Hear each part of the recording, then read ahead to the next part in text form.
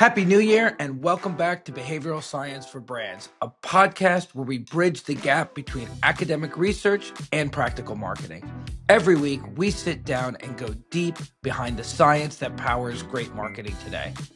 I'm Michael Aaron Flicker, wishing you all a very happy start to 2026. And on this New Year's Day, I'm thrilled to share a special repost of one of our most applicable episodes of this time of year. It was episode 25, and it's all about New Year's resolutions and the science of commitment. We know that millions of people start January 1st with big intentions, and what we all know is only a small fraction actually follow through. So this episode breaks down why that might happen and what you can do to change it. Whether you're setting goals for yourself or in your career, this episode has practical behavioral science insights that you'll want to hear and hear again. Hoping you all have a wonderful start to 2026. And now, here's our episode on New Year's resolutions, the power of a public commitment. Enjoy.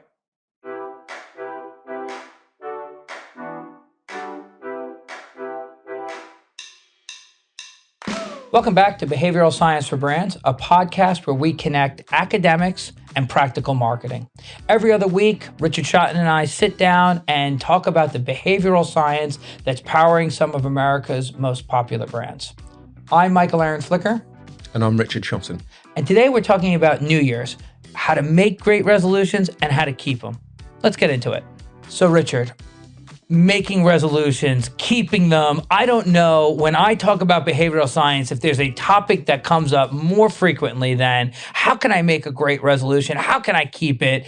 It's a hot topic, I think, for all people as we come to the end of the year and we think about next year. And so you and I are practicing something that we're going to try for the upcoming year in 2024, which is we're doing some timely episodes that matter because of the part of the year we're in. And we chose New Year's because it's one of the biggest times where globally we all take a moment and we reset and we say, how do we want next year to look? How do we want to act next year? We found a study that said 36% of Americans will make a resolution in the upcoming year, but only 9% of them will actually keep that resolution when you ask them 6 months or a year later. I'm going to check the numbers here. And is it 9% of the 36? 9% of the 36. Yeah, 9% of the 36 actually keep it. 23% will quit their resolution after the first week. Another 43% quit by the end of the first month. So by the end of January, almost 1 out of 2 people have lost their passion to keep their resolution. But these are things that when they made the resolution, it was really important to them. There was a study done by Forbes Health, and the top resolutions that Americans made were on improving their fitness, 48%, improving their finances, 38%, improving mental health, 36%, losing weight, improving diet, all were top items. So we're talking about pretty serious stuff here. We're not just talking about, small matters here. So if behavioral science can help people set better resolutions, keep their resolutions, improve their lives, well, then we want to talk about it. And then if there's something brands can learn from this, we'll make that application too. Absolutely. So what strikes me from that is that figure that you said of only 9% of people will actually keep their resolutions. Yeah. So it is a really hard thing to do. Behavioral science won't make it easy, but it will make it easier. Yeah. And there are lots of studies that people can apply. So Richard, listening to these stats, making a real resolution and keeping it seems to be a daunting task. But we think that there's some behavioral science insights that can really give you a leg up. Do you want to talk about the first one? Absolutely. And it's not that these behavioral science biases will make change easy, but they can definitely make change easier and more likely to happen. So the first study I wanted to cover is a 2012 study, and it's by Steve Martin, who's at Columbia University. And for this study, he works with the British Health Department, the NHS. And one unique thing we have about our health service here is it's free point of delivery. Meaning when I walk into a medical appointment, there's no cost to me as a person. Exactly. There's no cost at the time. Anything you ever pay will come out of general taxation. I see. Different than America. Yes. Now that has some positives, but one negative is if people don't pay for something, there is a danger that they don't give it the respect it deserves. Mm-hmm. And that manifests itself as people not turning up for appointments. They make an appointment with the doctor, but they don't actually show up the day of the appointment. Exactly. Okay, very, very costly. Got it. So Martin works with a chain of surgeries in Bedfordshire, and their current approach was when someone had an appointment, the patient would come out of that appointment, go and see the receptionist to get their next date or time. Makes sense. Receptionist would give them a little bit of card with that time and date written on, and the patient would go away. So Martin monitors no-show rates in that setting, and then he attempts 2 interventions. First intervention, patient comes out of that original appointment, goes and sees the receptionist. The receptionist gives them the card with the time and date on, but they hang on to that card for a second in the hand and just ask the patient to repeat back what time and date are they going to turn up. That intervention leads to a 3.5% reduction in no-shows. All right. Something, but not a whole lot. Yeah. That's, but if you're an organization across 68 million people, ladders up to a large change. Yeah. Final version, patient comes out of the first appointment, goes and sees the receptionist. The receptionist gives them a bit of card that's blank, and it's the patient who writes down the date and time of the next appointment. Now, in that setup, there is an 18% reduction in no-shows. The argument, big impact. Massive impact. Yeah. The argument from Martin is that one of the strong drivers of human behavior is a desire to be consistent with our past selves. But we only tap into that bias if that commitment is made actively. Either we write it down or we state aloud to other people what we're going to do. That finding can definitely be applied in the world of resolutions. Yeah, and I think both halves matter. Writing it down is about saying actively, I see myself doing this and I'm actively committing to it. And then by committing to it out loud to someone else, we're making a commitment with other people hearing it. Yeah, we recognize there will be reputational damage if we don't stick to that behavior. Yeah. That's very different from internally thinking to yourself, I'm going to turn up to an appointment or I'm going to not eat so many chips. Yeah. And so if we were to extrapolate this study to how some might use this to make better resolutions for themselves this New Year's, what would we say? 3 things. Tell other people how you're going to change your behavior. Write down what you're going to do differently. And maybe think about using a website like Stick. There's an American website called Stick. I think it's stikk.com. Yeah. And there you can make public pledges to change your behavior. So people can read those pledges and you'll feel beholden to them. To me, that's like positive social pressure. It's a good thing that others heard you say it and then you feel that you've got to make that commitment. Yeah, you're not trying to do something different to what you want. You're just trying to make your behavior match your desires. Perfect. Okay, well, let's build on that. Let's talk about a second behavioral science insight that could help us here. This study was originally done to stop no-shows at doctors. If you run a chain of restaurants, you could use this principle. When you are speaking to your customers, speaking to the diners, and they've booked their original reservation, say to them, will you let us know if you aren't going to be able to turn up? Don't accept silent assent. Leave a pause. Wait for them to affirm. Exactly. And then you're tapping into this idea of public commitments. So I think there's lots of ways small businesses could apply this principle as well. Yeah. And what seems like a simple idea, you could almost naturally see how you skip over it. Well, we can print the card automatically, or we can have a text message that reminds them. all good ideas, but we missed the opportunity to take advantage of this behavioral science insight if we do it that way. Absolutely.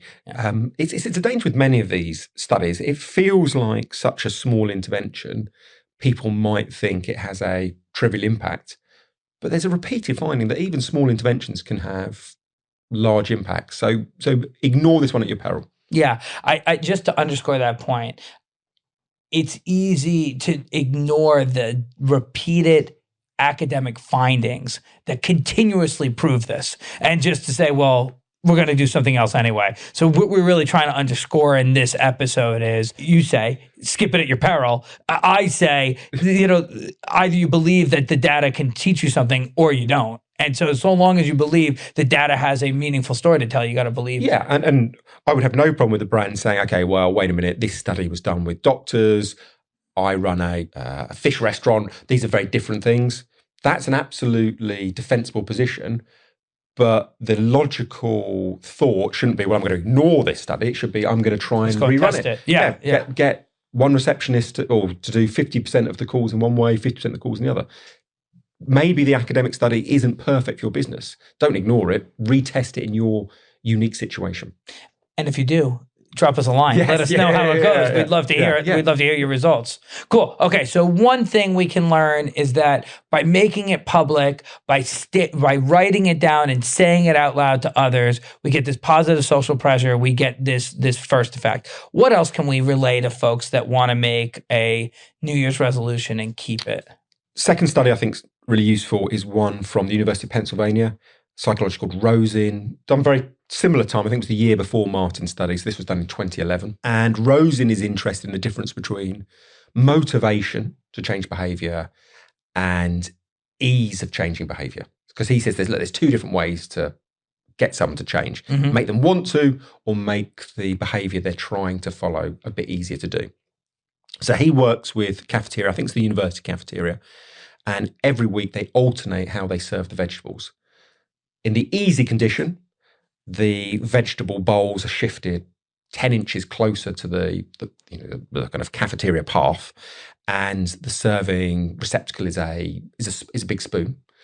In the other weeks, the hard condition, the bowls are pushed 10 inches away and the spoon is replaced with a pair of tongs. Mm. And Rosin finds that the volume of vegetables consumed between those conditions varies between 8 and 16%, depending on the particular vegetable. Now, stop and think about that for a while. These are trivial bits of friction that type of utensil and inches closer or further, yet having a large effect on behavior. That finding that friction is a really important part of what people do is something that's found again and again and again. And it runs counter to how most people think you should change behavior. Most people underestimate the importance of friction, and they overestimate the importance of desire and motivation. So thinking about this in a personal health context, we might think the way to exercise more is to read loads about the benefits, get pumped up, get enthused. What Rosin would say is actually it's about making the change that you're trying to do much more straightforward, much simpler, much easier. Put your running sneakers at the side of your bed so that when you wake up in the morning, you put them right on. Right? Something like that. Exactly. So for me, my weakness health-wise is often beer in the evening or bags of chips when I sit down to watch the TV. Sure. The application of this principle would be, if you have them in the house, you're going to eat them because it's so easy to go and get them. Don't buy them on your weekly shop. You can always walk a couple of minutes down to the local store if you really, really want some. But the argument about this power of friction is you probably won't do it on as many occasions. So keep the junk food out of eye line, hide it away. Best of all, don't have it in the house. That will have more of an effect than trying to bolster your willpower. Yeah, I mean, this is a really, really critical point, which is that if you want to change your actions, either decreasing the friction to do the positive thing or increasing the friction to do something that you know is worse for you, then do that. And so you made the point, don't even have the junk. Best of all, don't have the junk food in the house. When we were prepping for this episode, we talked about a little conundrum with that, which is that if I'm in the store and I really want that bag of chips, why is it easier to not buy, why should we believe that it's easier to not just buy the chips? And we had an interesting conversation about this. Go ahead. Yeah, absolutely. I think that is a repeated critique of emphasizing or friction.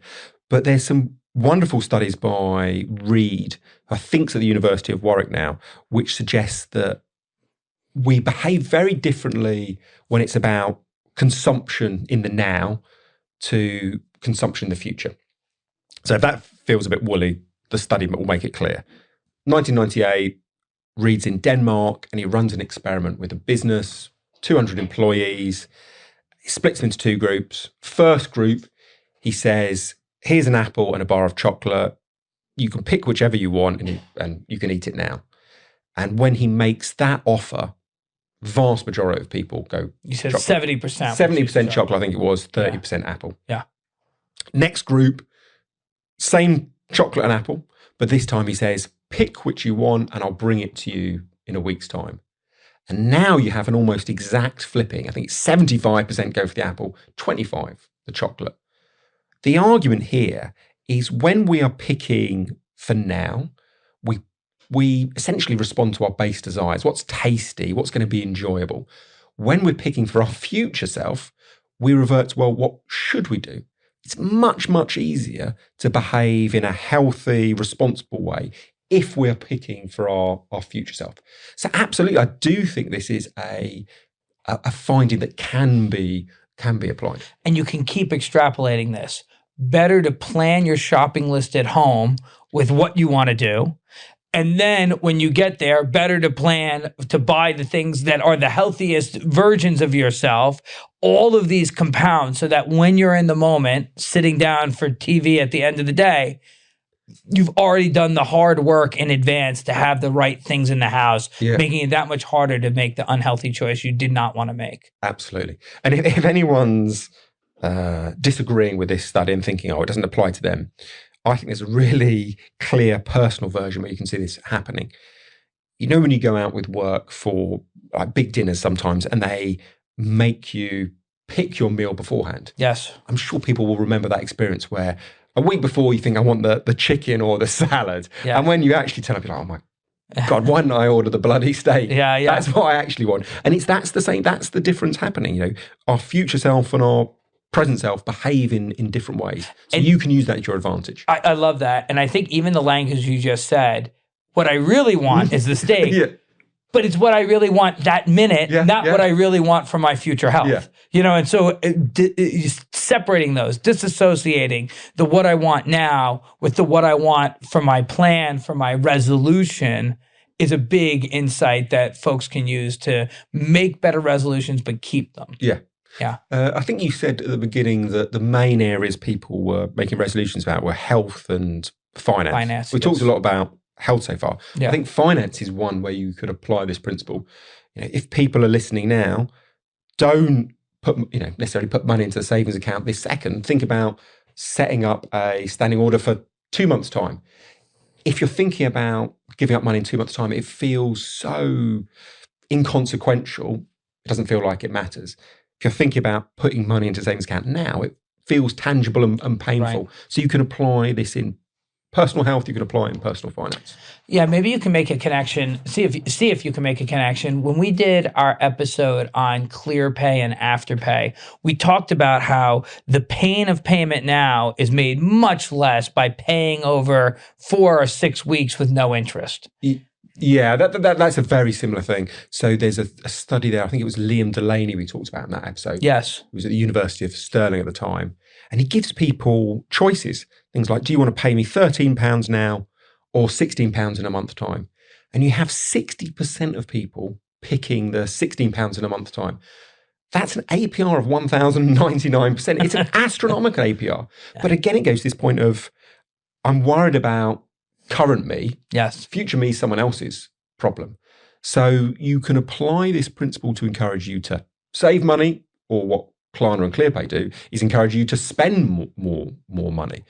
Same principle can be applied in different ways. We're going to go to a break, and when we come back, we're going to talk more about setting great resolutions and keeping them.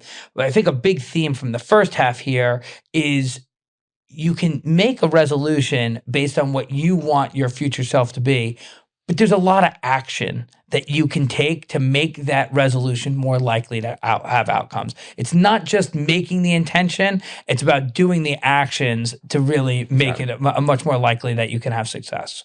All right, so let's head to break, and when we come back, we'll talk more about this. Behavioral Science for Brands is brought to you today by Method One, recognized as part of Xenocide Ventures as one of the fastest growing companies in America for the second year in a row. Method One builds digital-first marketing ecosystems for brand growth. They're behavior change experts who bring science to the art of persuasion.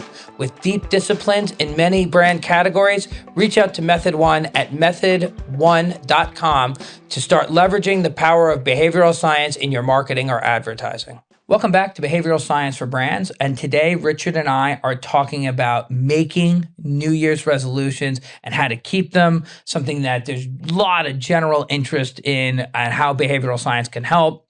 So we're back from the break, Richard, and we were talking about, what else can we share with listeners that give them the best chance to make New Year's resolutions that are really going to stick beyond these dismal numbers. 9%, only 9% get it to stick for very long. 48% give up by the end of the first month. So what else do we have for people to consider? So the third and final idea from behavioral science is around the need for a cue or a trigger.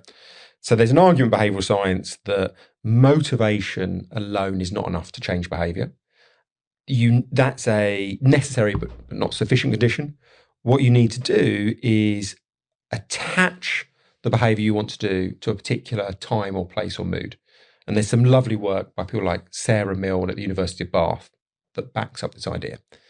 We've previously talked about this with relation to brands like Snickers, brands like Kit Kat, where they attach consumption to a break or to feeling hangry. But you can apply that principle to yourself when you're thinking about personal behavior change.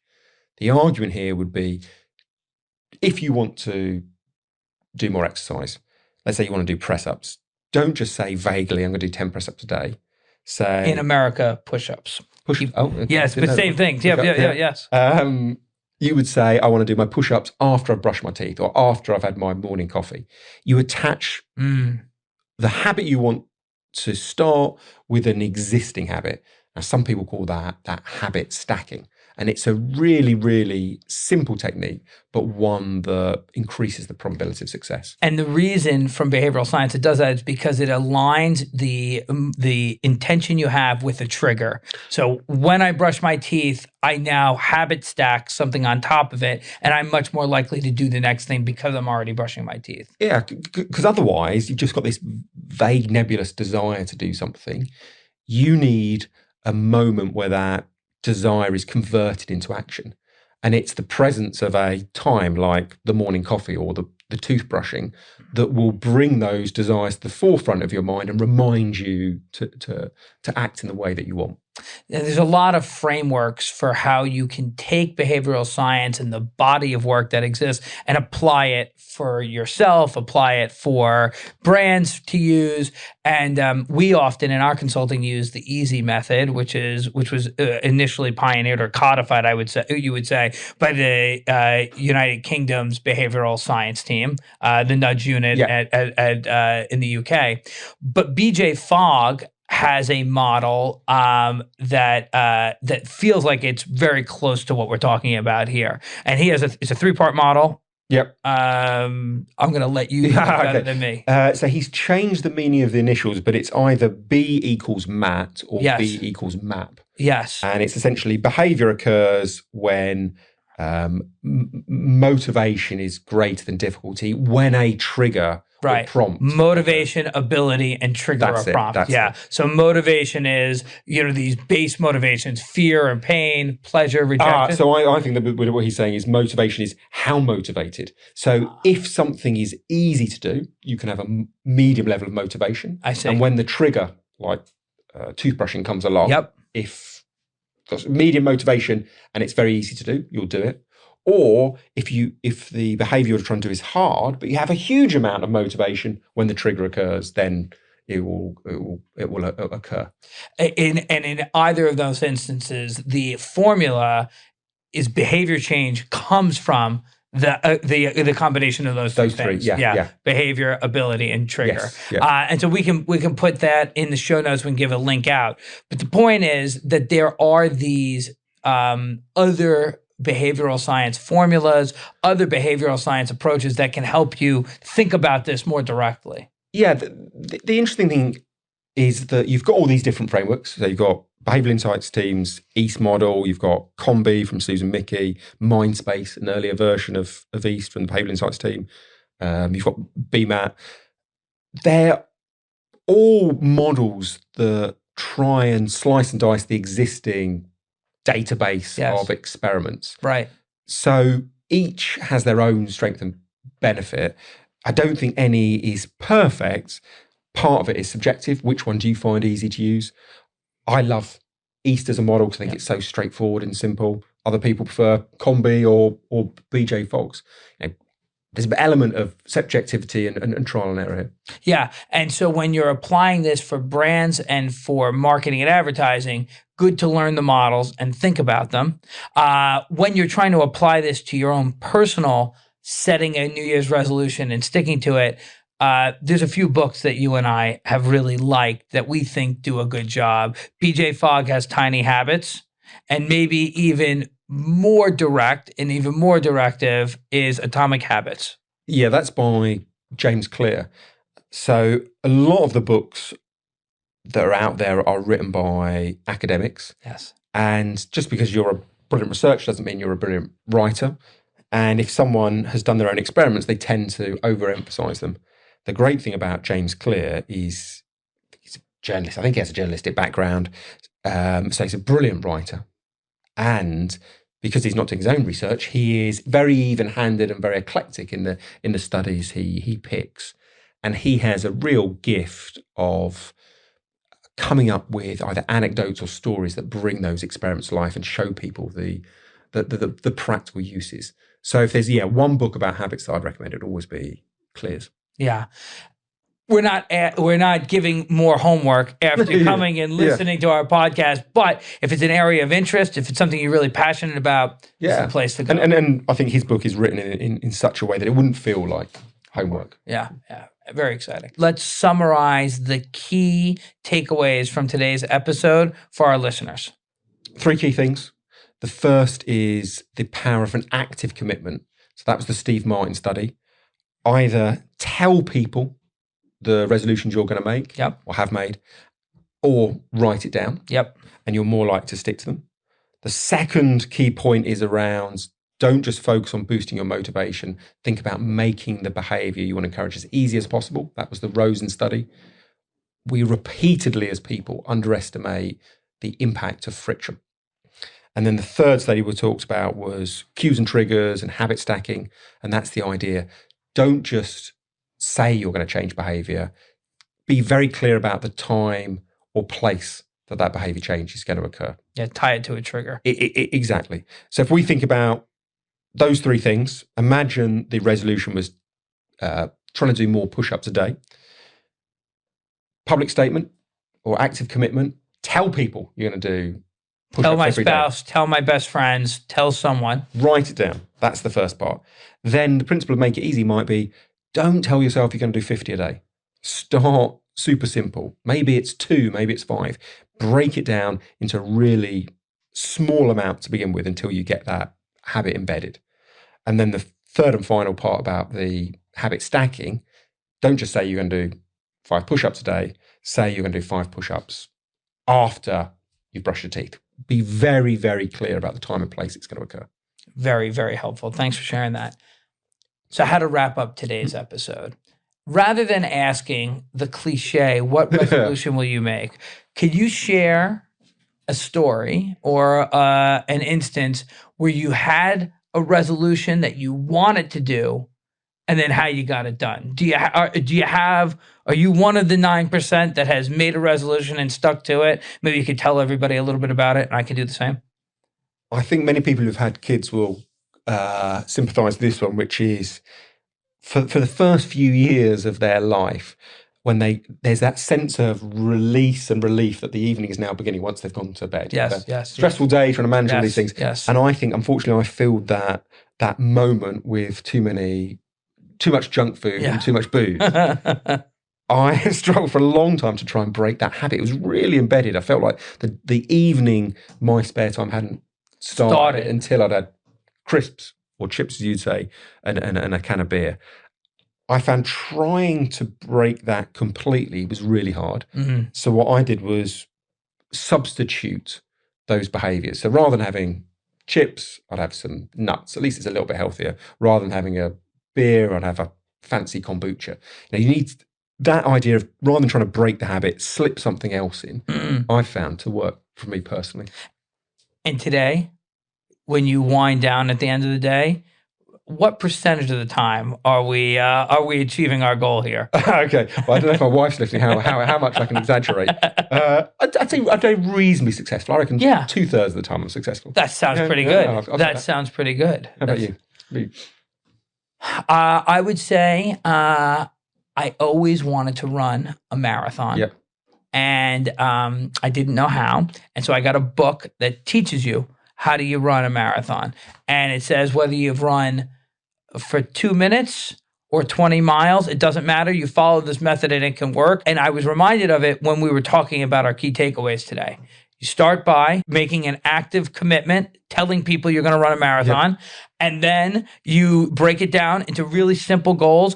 Every day, I'm going to run a little, and each day I'm going to increase it a little, or 5 days a week I'm going to run, and each time I'm going to have a longer and longer run, and then make the commitment to when you're going to do it. Every morning when I wake up, I'm going to start by going for a run, or every evening as the sun goes down, I'm going for a run, whatever that is. I follow those things, and in 2005, I was able to run a marathon. Fantastic. From having never run before. Yeah. So, I mean, that was really an example of setting an intention, following a methodology, and getting it done. Brilliant. Well, Richard, we've broken the very taboo topic of setting resolutions and trying to keep them. I think I can speak for both of us. We hope it's helpful to everybody. And until next time, I'm Michael Aaron Flicker. And I'm Richard Shotton. Behavioral Science for Brands is brought to you by Method One. Recognized as one of the fastest growing companies in America for the third year in a row, featured on Inc.'s 5,000 list. Method One is a proudly independent creative and media agency grounded in behavioral science. They exist to make brands irresistible, helping people discover products, services, and experiences that bring moments of joy to their lives. As behavior change experts, Method One creates emotional connections that drive true brand value for their clients, focusing primarily with indulgence brands in the CPG space. Find out more at methodone.com.